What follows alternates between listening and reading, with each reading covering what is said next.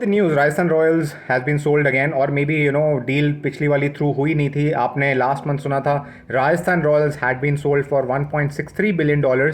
एक American led consortium था जिसमें वॉलमार्ट के ओनर भी थे इन्वॉल्व्ड, बट वो डील स्ट्रक्चरली कहीं पर बैठी नहीं, और उसमें बीसीसीआई के भी कुछ प्रॉब्लम्स थी उसके साथ, और मुझे लगता है कहीं ना कहीं पॉलिटिकली भी कुछ प्रॉब्लम्स थी।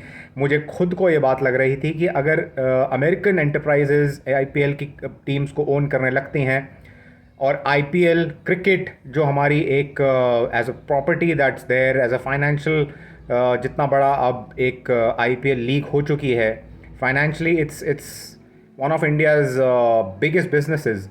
सो उसमें अगर अमेरिकन एंटरप्राइजेज आती हैं तो कहीं ना कहीं it starts getting a little politically a bit difficult for India. And वही चीज़ हुई है। लक्ष्मी मित्तल ने 75% स्टेक खरीद लिया गया है। नया ऑफ़र आया था, वो वाली डील थ्रू नहीं हुई। उसके बाद 18% जो बाकी है वो आधार पूना वाला जो सीरम इंस्टीट्यूट के ओनर हैं वो लेंगे, और रिमेनिंग 7% जो है वो जो करंट ओनर्स हैं उन्हीं के पास रहेगा। They will still lead the team. जिस तरीके से अभी जिस तरीके से चल रही है वो करंट ओनर्स उसमें एग्जीक्यूशन में हेल्प करेंगे। और अच्छी न्यूज़ है कहीं ना कहीं, but it also tells you what a big humongous brand IPL has become. Individual जो टीम्स हैं वो ज़रा से बहुत 300 400 500 करोड़ में 2008 में बिकी थी, और आज उनकी वैल्यूएशंस 16,000 करोड़ के बियॉन्ड पहुंच चुकी हैं।